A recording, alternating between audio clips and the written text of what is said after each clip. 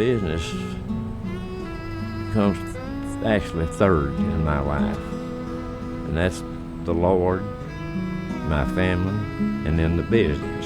And then nothing else that I know of has meant more to me than these three things. The business has it's been a pleasure that everyone should experience, being in a business that they really, really enjoy doing. There's never been a dull moment, never been a day that I dreaded going to work, and it just has been our lives, all of our families' lives.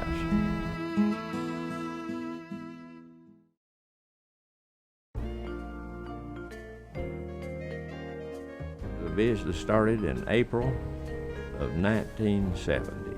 I was born in 31 and it's 1970, so that's almost 40-year-old, 39-year-old.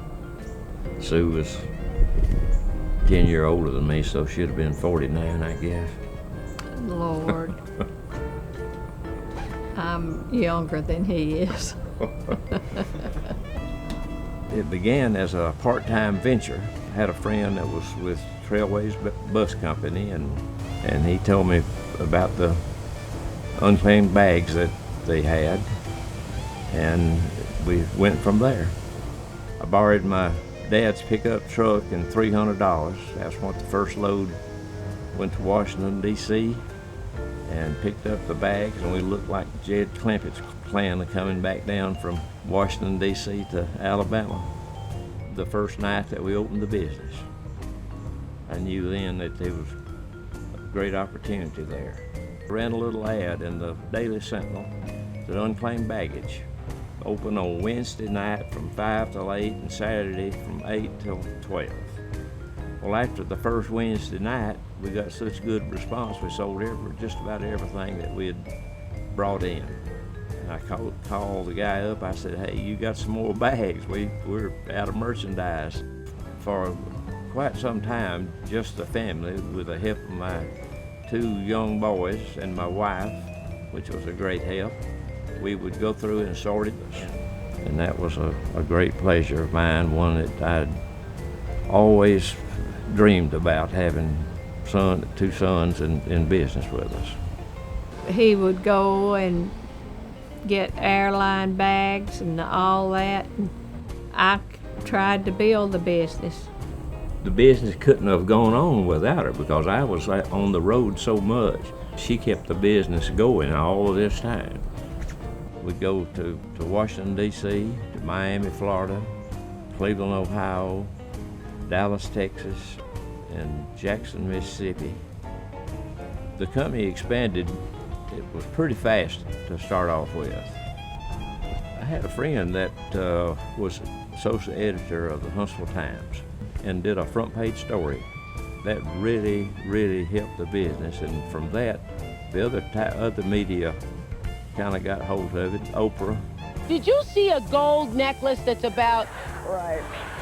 Actually, I spoke with my mother. I lost at a Newark airport 5 years ago. Right.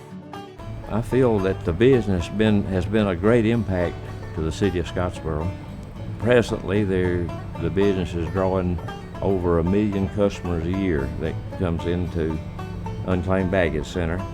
But it's always been a great attraction to the city, and it's always been one that the city, I think, can feel proud of. And in fact, I've got 3 keys to the city that has been given to me by 3 different mayors, and I think this says a lot right there.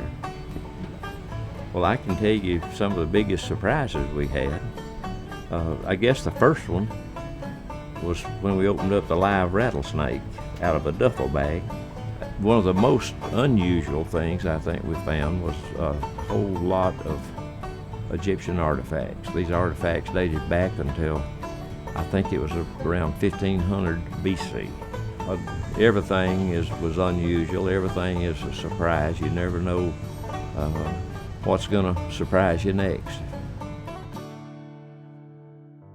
Ski sales usually the biggest sale day of the year, and this was started in 1978. We'd get a lot of snow skis in, and we'd put them back until the first Saturday in November. And from the very first ski day, it was a huge, huge success. People would come and the night before and camp out and try to be the first in line. And I've seen them, when you'd open the doors, they'd jump counters. Never had any serious accidents, but it's 1,000 wonders that we didn't. But it was a wild day and a good business day, and one that I enjoyed better than any other thing that we did in the business.